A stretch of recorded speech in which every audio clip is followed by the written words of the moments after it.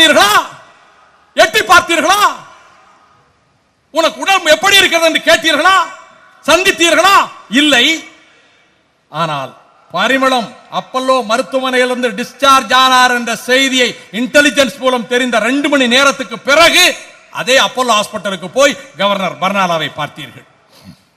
பர்னாலாவை பார்க்க வேண்டாம் என்று நான் சொல்லவில்லை. பரிமளம் இருக்கிற போது ஏன் போகவில்லை? இருந்தது தெரியாதா உங்களுக்கு? அப்படின்னா சீஃப் மினிஸ்டருக்கே நீங்க லாயக்கு இல்லையே. போலீஸ் டிபார்ட்மெண்ட் உங்ககிட்ட தானே இருக்கு. அப்பல்லோ ஹாஸ்பிட்டல் எந்தெந்த விஐபி இருக்கான்னு லிஸ்ட் தினம் அனுப்பிட்டு இருக்காங்களே ராமச்சந்திரா அப்பல்லோ அந்த ஹாஸ்பிட்டல்ல. உங்களுக்கு நல்லா தெரியும். பரிமளம் அந்த ஆஸ்பத்திரியில் இருக்கிற பொழுது உங்களுக்கு பார்க்க மனமில்லை. அண்ணாவின் பிள்ளை டாக்டர் பரிமளத்தை பார்க்க மனமில்லை. டிஸ்சார்ஜ் ஆகி வீட்டுக்கு போனார் பரிமளம். ராத்திரி 12 மணிக்கு நெஞ்சு வலிச்சது.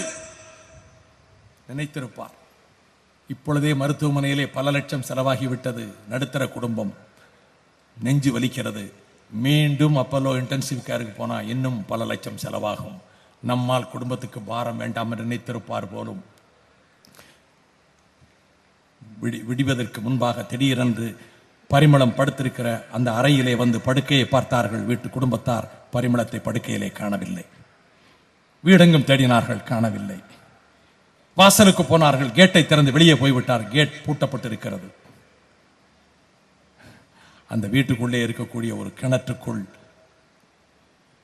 குதித்து தற்கொலை செய்து கொண்ட பரிமளத்தின் பிரேதம் அங்கே மிதந்தது. இங்கே இருக்கக்கூடிய திராவிட இயக்க தோழர்களை, என்னை விட மூத்தவர்களை, அண்ணன் கண்ணப்பன் அவர்களுக்கு சமமானவர்களை, அண்ணன் திருப்பூர் துரைசாமி அவர்களுக்கு சமமானவர்களை, மூத்தவர்களை கேட்கிறேன். இங்கல்ல, திராவிட முன்னேற்ற கழகத்தில் இருக்கிற மூத்தவர்களை உங்களை கேட்கிறேன். அந்த நுங்கம்பாக்கம் அந்த அண்ணா வீட்டுக்கு உலகத்தின் எத்தனை தலைவர்கள் வந்திருப்பார்கள்? தம்பிமார்கள் அந்த இதய கோவிலில் வைத்து பூசித்த இடம் அல்லவா நுங்கம்பாக்கம் வீடு?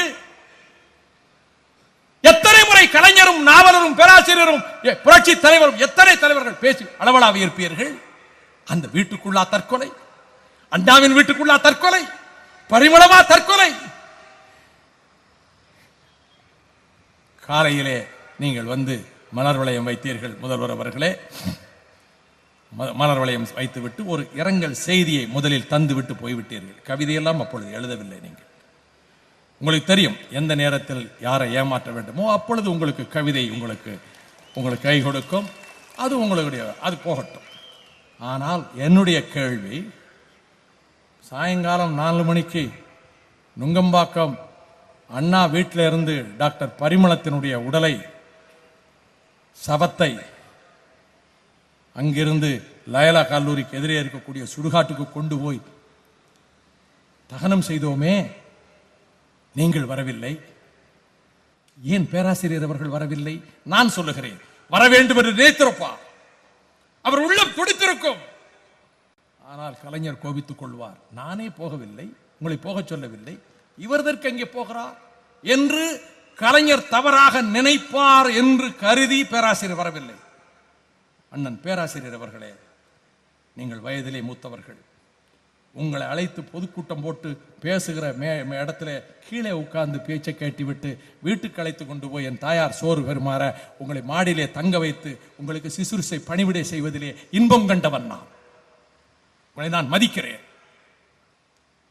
ஏன் வெள்ளாளத்தர் வீட்டுக்கு தேடி வருவார் அண்ணா, முகத்தில் அடித்தாற் போல் எதுவும் துணிச்சலாக நான் கேட்பேன், இது தவறு அண்ணா என்று சொல்வேன். அந்த துணிச்சல் எங்கே போயிற்று? அந்த சுயமரியாதை எங்கே போயிற்று? நீங்கள் போதித்ததுதானே எங்களுக்கு. முதுகெலும்பையே கழற்றி வைத்து விட்டீர்களே அண்ணன் பேராசிரியர் அவர்கள். போகவில்லை. நீங்கள் ஆற்காடு போகக்கூடாதா? போக நினைத்திருப்பார் நிச்சயமாக. வீரபாண்டியார் நினைத்திருக்க மாட்டாரா? போவது நல்லது என்று நினைத்திருப்பார். கோசி மணி மறுத்திருப்பாரா? போனால் சரிதான். ஆனால் கலைஞர் முதல்வரே சொல்லல, நாம ஏன் போகணும்? போகவில்லை. ஒருவர் வரவில்லையே. எத்தனை மந்திரி பிரதானிகள் அண்ணாவின் பிள்ளையை சுடுகாட்டில் வைக்கிற போது ஒரு மந்திரி வரவில்லையே, ஒரு அமைச்சர் வரவில்லையே. நாதியற்றவர் வீட்டு பிணமாது. திராவிட இயக்க தோழர்களே, திராவிட முன்னேற்ற கழகத்துக்கு கல்லடியும் சொல்லடியும் பட்டவர்களே, இதற்காகவா வெள்ளி முளைத்தது என்று அண்ணா எழுதுகிறார் 49. கண்ணீர் துளிகளே கண்மணிகளே என்று அழைத்தார் 49. இதற்காகவா அண்ணா ஒரு கட்சியை தொடங்கினார். ஆக்கர்ஷனுக்கு ஏற்பட்ட கதி, பரிமளத்துக்கு ஏற்பட்ட கதி. நான் சொன்னேன் விழுப்புரத்தில் சீஃப் மினிஸ்டர் ரூமையே நான் பார்த்ததில்லை என்றாரே பரிமளம். எப்பா நீ எப்பயாவது சிஎம் ரூமை பார்த்திருக்கியா? அண்ணா கேட்டபோது நான் அவங்க ரூமை பார்த்ததில்லப்பா. முதலமைச்சர் அறையே பார்த்ததில்லையே அண்ணாவின் மகன். இன்றைக்கு என்ன நிலைமை? உங்களுடைய பிள்ளைகளுக்கு பிதுராஜித சொத்தாக்குவதற்கு, பிள்ளைகள் பேர பிள்ளைகளுக்கு திராவிட முன்னேற்ற கழகத்தில் ரத்தமும் கண்ணீரும் வியர்வையும் சிந்தி பாதுகாக்கப்பட்ட இயக்கத்தை உங்கள் பிள்ளைகளின் பிதுராஜித சொத்தாக்குவதற்கு, உங்கள் குடும்ப சொத்தாக்குவதற்கு, இவ்வளவு பேருடைய தியாகத்தில் உருவான இயக்கத்தை பாழ்படுத்துகிறீர்களே,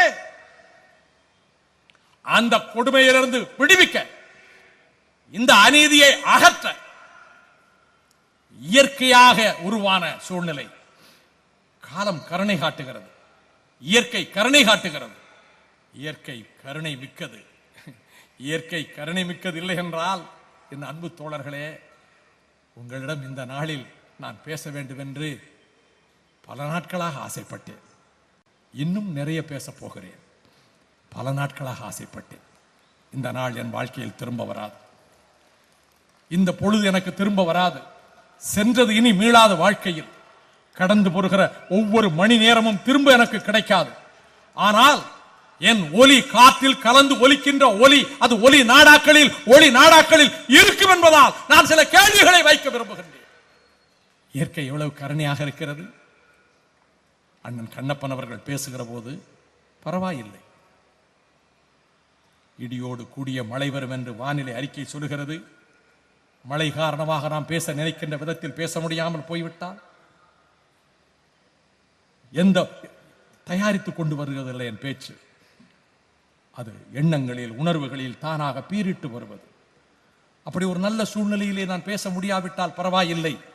தம்பி பேசினார், சம்பத், சத்யா பேசினார், துரை பேசினார், அண்ணன் கண்ணப்பன் அவர்கள் அழகாக சொன்னார்கள். போதும், அந்த அளவுக்காவது இயற்கை ஒத்துழைத்ததே. இப்படித்தான் நினைக்கிறேன் நான். இந்த அளவுக்காவது இயற்கை ஒத்துழைத்ததே போதும் என்று நினைத்தேன். ஆனால் இன்னும் கூட கருணை காட்டுகிறது. அப்படித்தான் இயற்கை கருணை காட்டியதன் விளைவுதான் கொலை பலி. நாம் ஒரு கட்சியை தொடங்க வேண்டும் என்று நினைக்கவில்லை, திட்டமிடவில்லை. நிலைமை நம்மை இங்கே கொண்டு வந்து தள்ளி கொண்டு வந்து சேர்த்தது. உங்களுடைய குடும்பத்திலே யாருக்கு இந்த உங்களுடைய குடும்பத்தில் இருக்கக்கூடிய ஒவ்வொருவரையும் கொண்டு வந்து நிறுத்துகிறீர்களே. மகாநாடு, கடலூரிலே மாநாடு, அந்த மாநாட்டுக்கு அரசாங்க பஸ்கள், அச்சுறுத்தப்பட்டு கொண்டு வரப்பட்ட பஸ்கள், பிடித்து வரப்பட்ட ஆட்கள் ஏராளம் ஏராளம். தோழர்களே, கண்ணை பறிக்கிறதா வெளிச்சம், கூச வைக்கிறதா இந்த பிரகாசம்? தோழர்களே, நீங்கள் கொடுத்த காசலை போட்டது. நீங்க கொடுத்த காசல, மணிமாறன் கொடுத்த காசல, சோம்பு கொடுத்த காசல, செங்குட்டுவன் கொடுத்த காசல, மனோகரன் ஜீவன் கொடுத்த காசல, ஜெனரேட்டர் வச்சு போட்டது. ஜெனரேட்டர் வச்சு போடுற மாநாடு. ஆனால் கடலூரிலே ஒரு மாநாடு, தன் ரதகஜ துரக பதாதிகளை கொண்டு போய் நிறுத்தி முதலமைச்சருடைய மந்திரி பிரதானிகள் பட்டாளத்தோடு போய் சர்க்கார் துணையோடு நடத்திய மாநாடு.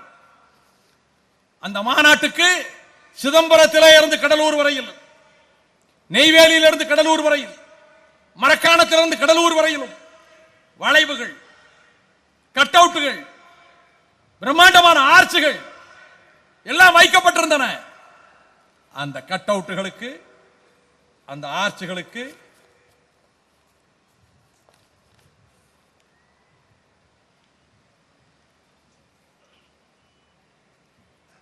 அத்தனை கட் அவுட்டுகளுக்கும், ஆர்ச்சுகளுக்கும், வளைவுகளுக்கும், மாநாட்டு பந்தலுக்கும் பயன்படுத்தப்பட்ட மின்சாரம் மக்கள் வரிப்பணத்திலே இயங்குகின்ற ஒரு சர்க்கார் மக்கள் சொத்தை கொள்ளையடித்து திருடிய மின்சாரம். இத்தனையும் ஆதாரங்கள் ஒவ்வொரு இடத்திலும் ஒவ்வொரு இடத்திலும் அவர்கள் அரசாங்க